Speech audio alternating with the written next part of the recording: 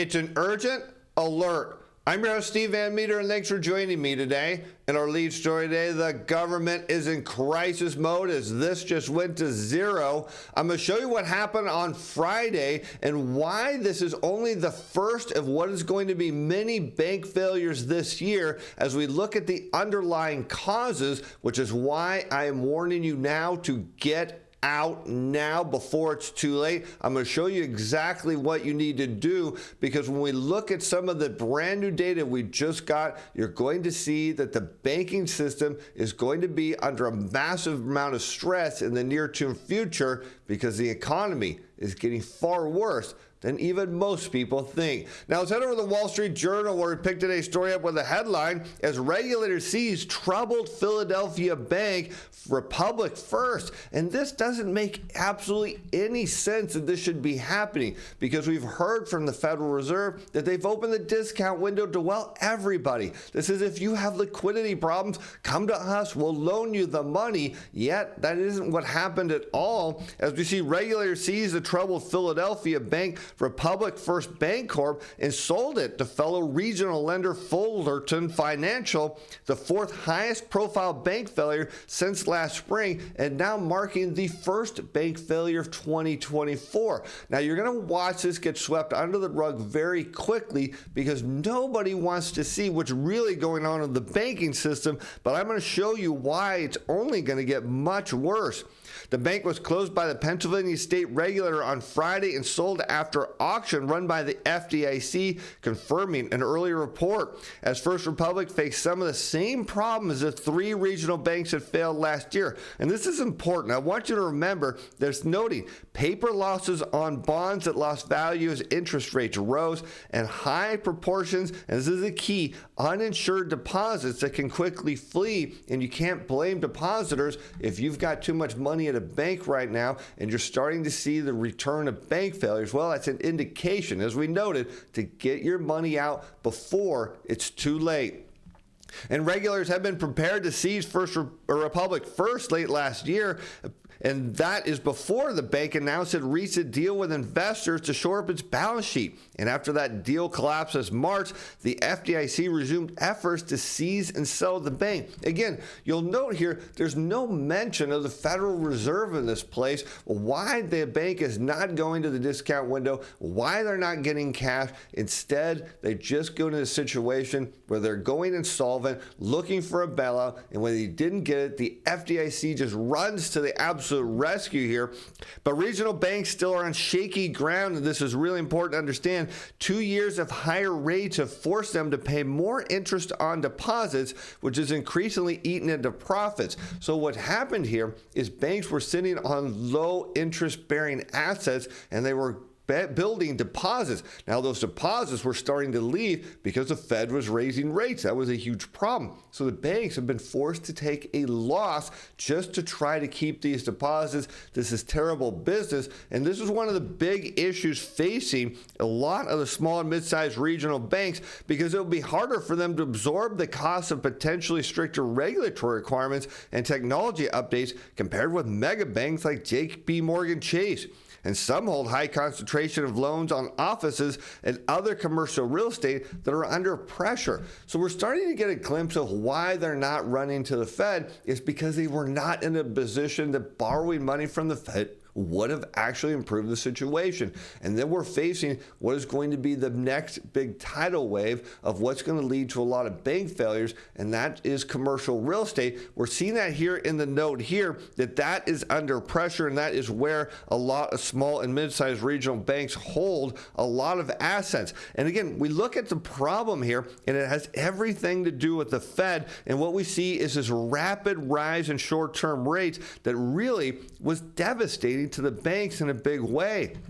It put them in a situation where deposits were fleeing to look for higher interest rates. They were upside down on their assets and their loan books. And you're seeing this is just the first sign that there's absolutely nothing they can do to keep things under control. But something else that should be soaring along with the federal funds rate, well, that's your trading or your investment account. Look at this. We put in a big trade. This was a recommendation we gave our subscribers for a CTA and our Momentum Time Pro report. You can look at the dates and look at the return returns on this. These are actually live as of close of business Friday. And this is a time when the market was down over the same period. And many people are saying, well, you know, Steve, I don't trade, but I'd love to, but I don't trade. I have my 401k or my big IRA I'm really concerned about. Well, we teach you how to hedge that by looking at things you normally don't look at. We show you when the markets are running hot and when you need to take back your risk.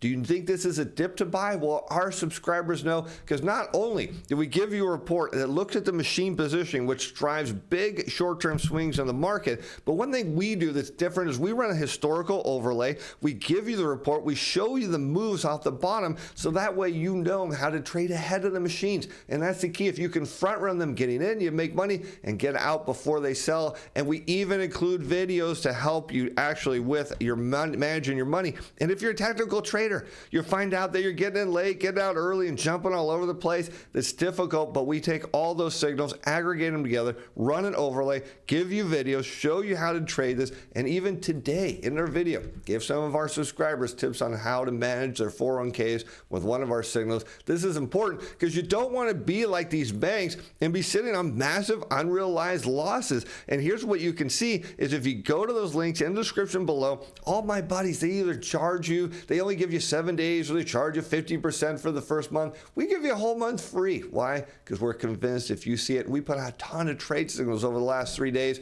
showing you what sectors are moving, where you need to be putting your money.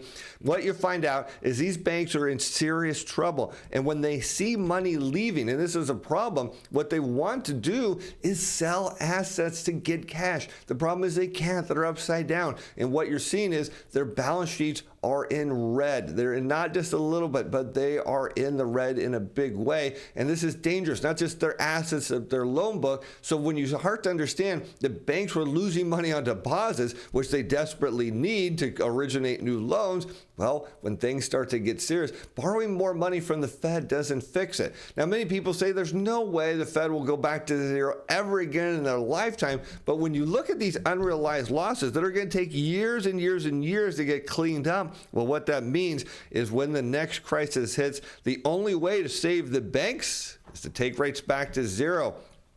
And here you can see what is exactly facing, of course, the banking system is deposits are now suffering the biggest weekly decline since 9/11 as the tax man was coming. And that means, of course, when you have to pay, deposits go away, and money market funds fell over $100 billion on a non-season adjusted basis, while total bank deposits crashed by a stunning $258 billion as tax day arrived. This is considerably more than the $152 billion decline last year, but less than the $336 billion plunge in 2022. So when we talk about the issue with the banks is they need deposits. That's one of the key problems of the banks. They've got to have them. The problem is if you're sitting on some uninsured deposits at your bank, it's trying to reevaluate where your money's at, spread your risk around, because as you're seeing, this bank just went under without any chance of survival, and that puts depositors in a dangerous situation. Here you can see the biggest deposit outflow.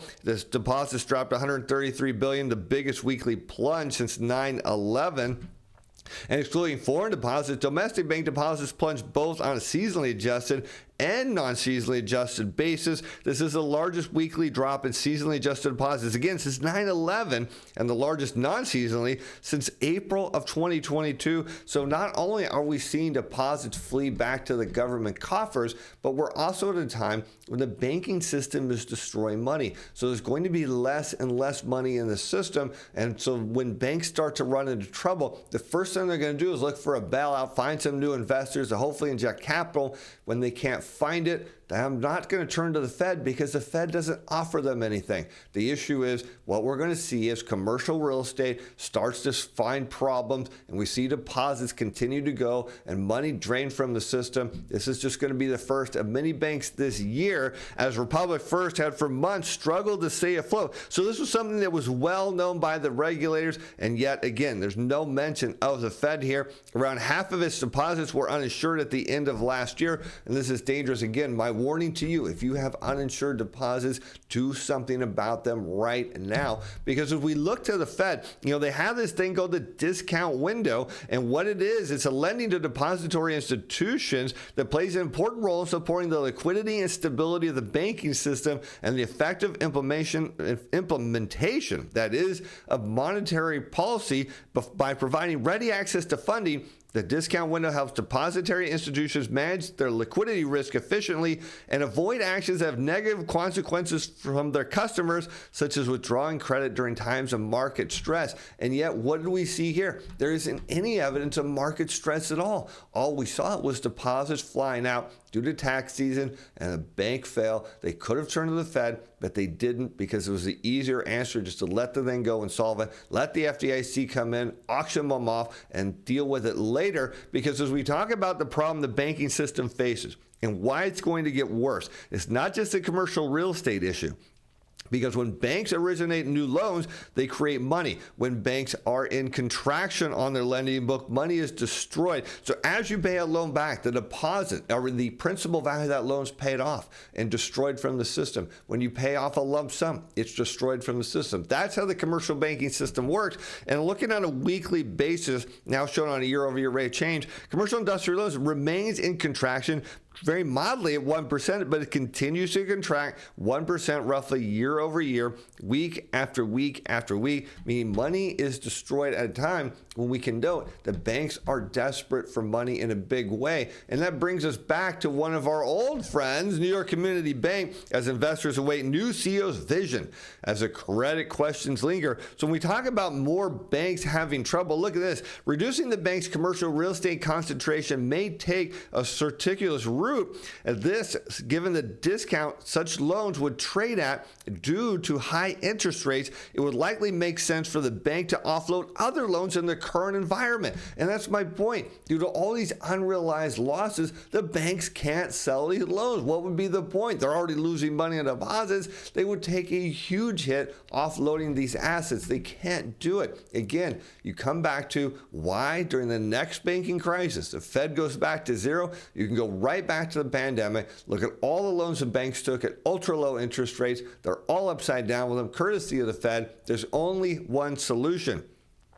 And analysts are now looking at how much the company will build reserves this quarter, as New York Community Bank is expected to have a first quarter loan loss provision of $250 million, according to estimates. And the goal should be to take capital levels to places where people won't question if the bank has enough and boost reserves to a point that won't raise similar questions. The problem with boosting reserves is that means you have to add capital to your system. And that means you're not lending, you're putting money in reserve. That means you're buying treasury securities here. And it's a slippery slope. They have to build a reserve aggressively, which will weigh on their profitability in a huge way and make it justifiable. But they can't scare people. Messaging is important. And the message is they need loans, and they need higher interest rate loans to back these deposits, because as we look at the economy, we have verifiable evidence now that small businesses are struggling in a big way. And if you think about it, they're making payments that they're struggling to, and that means the landlords aren't getting payments.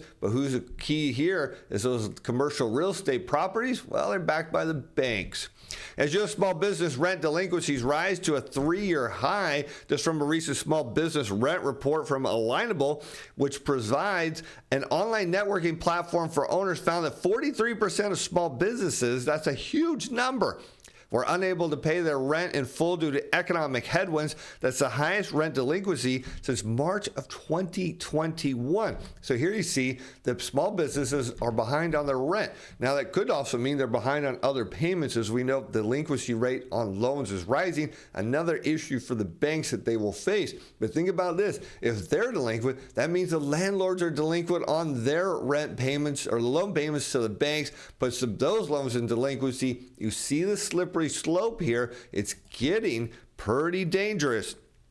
As Alignable found that fewer than a third of businesses founded prior to March of 2020 are earning as much or more each month than they did before the pandemic. So that's key. after inflation. They have higher costs now, and they're not making enough money to pay it. This is a key thing that we noted, that small businesses are really getting hurt here. They're forced in position to hire people because they believe demand's coming, but they're not doing well financially at all.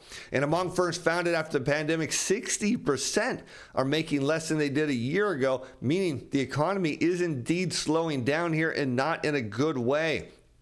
Increasing costs and declining revenues are hitting firms. Some 34% say they only have 1 month or less cash on hand. And so it really gives you an indicator how far away we are from an all-out crisis here. We're now just about a month away, a matter of a few months after that potentially, before it really starts to scare the banks, when payments actually stop on loans and rents. And next thing you know, we're in an all-out crisis by midsummer, which is something I've been anticipating. And even consumers now are starting to feel it as U.S. consumer sentiment falls as inflation expectations climb. Of course, consumer sentiment is going to fall a lot and unemployment goes up. Here we see the University of Michigan's final index fell to 77.2 this month from 79.4. Now we're starting to see a deceleration, a turnaround in sentiment, as consumers expect prices will climb at an annual rate of 3.2% over the next year, the highest since November. They also see costs rising 3% over the next 5 to 10 years, but one thing they don't see increasing is their total compensation. And as they note, their employers are running out of money. Well, that means employers are going to have no choice but to cut back on employees in a big way to try to stay in business. You want to watch consumer confidence tumble? Well, that's going to be the key, and their spending is going to go with it. While consumers' frustration over high prices and their day-to-day spending decisions grew this month, price concerns for large purchases such as durable goods, which we know, of course, that data is coming down in a big way. Vehicle and homes were all a little changed from last month. About 38% of consumers reported that high prices were weighing down their standard of living, up from 33% who said so last month. Consumers' perceptions of their current financial situation and the economic outlook over the next year both slid now to 4-month lows. So what we see is GDP data slowing down. We see the banks, the first one, now fail. We see the small businesses running out of cash, not going to be able to pay on those rents and those loans they got to those banks. Danger signs are coming in a big way. And what this means is more and more banks are going to fail, which is why I warn you, if you have uninsured deposits, do something about it before it's too late. And with that, I'm Steve Van Metre. Thanks for watching. Thanks for being fans. Bye now.